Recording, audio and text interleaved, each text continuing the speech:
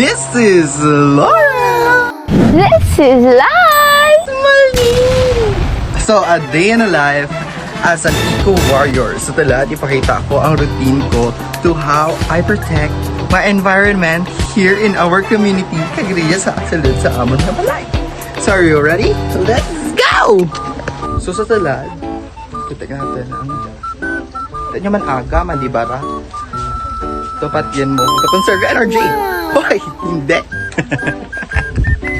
Charan! So next na itong obrahan is manili kita. Nakita mong palibot, puro dahon. See?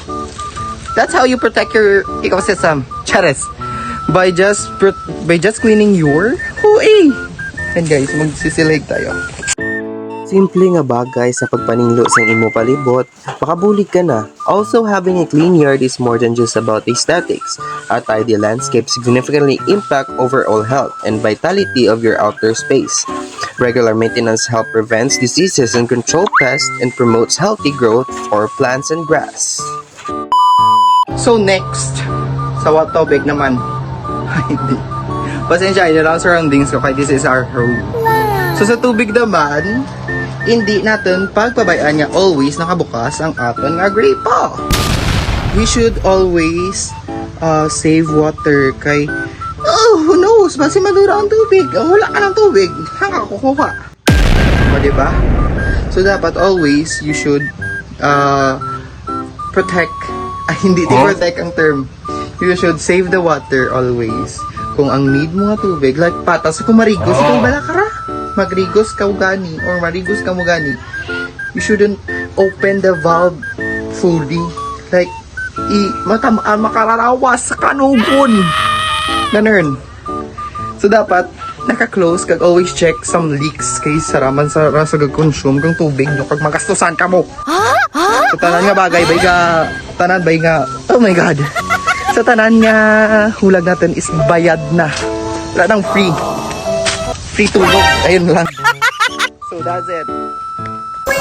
And now, sa talad is i-tour ka mo sa may aman niya Eco Garden. So ang aman niya barangay made an Eco Garden. This is a project like Barangay Ko Guapa. Like that. I'm gonna show you now. So this is our barangay's project, like Barangay Eco Garden, Barangay Ko Guapa program. So ang project ng Dakaja is how you hindi gaano nagatanom sa daridya kara ng mga different kinds of vegetables and plants for it's consumable all vegetable nga ni. Yes! Hindi ka nagtitik. Ay, hindi. Ganun.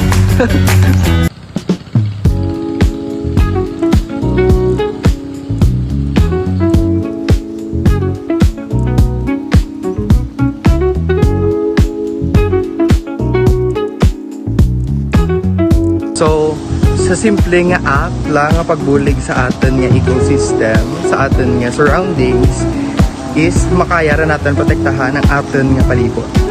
So makakita kita ka mga higga or like plastics around our community nga pwede itablag lang natin sa basurahan kay para hindi mag-clog sa mga waterways like atin nga irigasyon kang tubig.